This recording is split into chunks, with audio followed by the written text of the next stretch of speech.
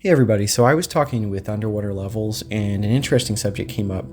JewWario, or as I'll refer to him in the remainder of this video, JW, was a retro gaming enthusiast and he had a market series called You Can Play This, and he actually has a website that I believe was monitored by him and him only because the dates associated with the website are pre his unfortunate passing. And by the way, going into this video, if you know of anybody who is having mental health issues or contemplating taking their life, please do them a favor. Call and get some assistance with them. Don't rely on yourself unless you're professionally trained that way. Suicide is a permanent solution for a temporary problem. So just wanted to make a note there. It's very, very important, and I would hope that anybody out there listening who's having any thoughts of harming themselves would consider calling a professional. But anyway, going into JW, the first episode that I watched that he actually made, and this is a little bit surreal, was episode 3.6 of You Can Play This, his yokai Dochuki, and he pretends to be in the afterlife while playing the game, talking to what appears to be a demon, which is a little bit unsettling considering where he is now. But it was actually a really interesting video, and it reminds me a lot of Pat Contry's old work. Very retro flavor to this work, and he goes into a deep dive in his breakdown of the games that he's covering, and it's actually really, really well done. I was very surprised the video hadn't peaked at 10,000 or more views. It has, at the time of watching, it didn't even have 9,300 views. And this video was released almost 10 years ago. But anyway, I thought it was really good. I've noticed that he did quite a few of those videos. He had anything from that type of video to candy series with his wife, and friends who he would eat fan-delivered candy, which was kind of neat. And he also had a very short-lived stand-up career that unfortunately didn't really go anywhere. And he also did a pirated review series where he did Famicom Final Fantasy VII port, which was neat because I had never seen that before. So it wasn't really a series, it was more just one or two episodes. But when you look at his stuff, post-mortem, it seems like more of his recent videos have more views. His older stuff, some of it didn't even hit 1,000 views, and then he has, very rarely does he get anywhere close to 1 million views, but with a sub count that's probably stagnant at 32K ever since he was unfortunately released from TGWTG for, history that many of you probably know about. Most people seem to watch his newer stuff, and I say new figuratively because it's all 7 to 8 years old at this point. But as a whole, JW, or Carmichael was his real name, used YouTube as an outlet, a creative outlet, and he was actually pretty good at it. One of the things that he really liked to focus on was foreign games, and as a consumer, I actually thought that was really interesting because some of the stuff that he posts I'd never actually heard of.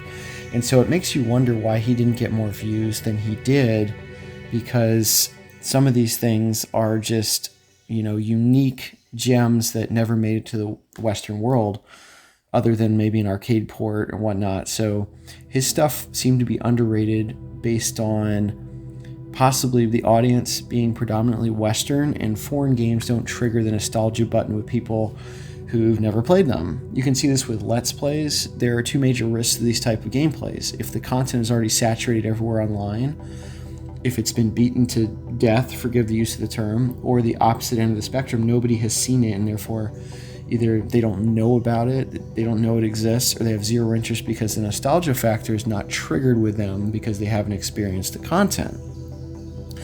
Another issue there is if somebody has seen the type of content, they're going to prefer a video produced from their part of the world because they don't want to watch subtitles. Subtitles is a real issue with movies as well. So for example, people aren't going to see Train to Busan if they can watch a Western produced zombie movie or show because they don't want to watch subs. I don't mind watching subs, so I digest that type of content all the time, and I find it really, really well done.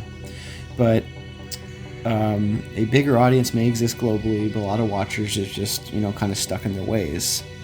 But overall, he also did an interview and various interviews at cons. One that he did was for XSeed, and he had a very diverse channel. He went into a lot of different things. There's a lot of really interesting content that he focused on and tried, and I thought the diversity on his show was actually really, really cool. So where does his hat exist now? So since his passing, it looks like the Spoony one, who you can find on Twitter, owns his hat.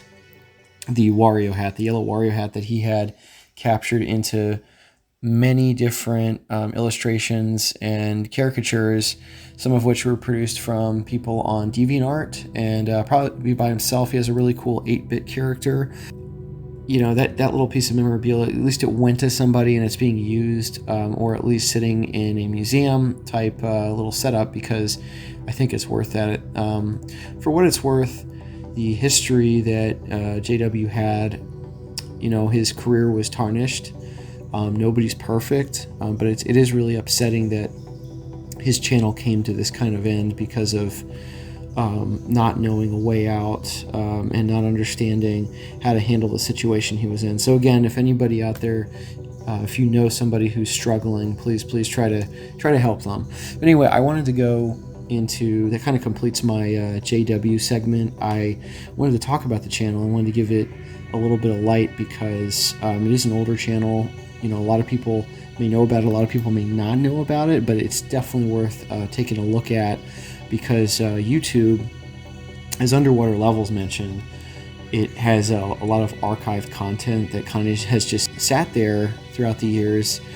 Dead channels, you know, channels people stepped away from, maybe they're going to come back, maybe they're not, and it's almost like a living museum. So going forward, it would be really great if YouTube would just leave this stuff up, so that people can, you know, enjoy it, go back and look at it, kind of like a living museum, like I said. Because if YouTube continues to grow and decides that they want to archive channels that haven't been updated in a while, something like this JW channel could be removed or be at risk of being removed, because it's time to move on for, you know, bigger and better things and big business and all that kind of stuff. But anyway, take a look at your leisure. Especially check out his You Can Play This series. It's really interesting, and you know, try to stay away from some of the comments. They're very sad, you know, and this type of thing is definitely sad. But anyway, thanks for listening. Feel free to hit that notification bell. Feel free to like, share, and subscribe, and more to come.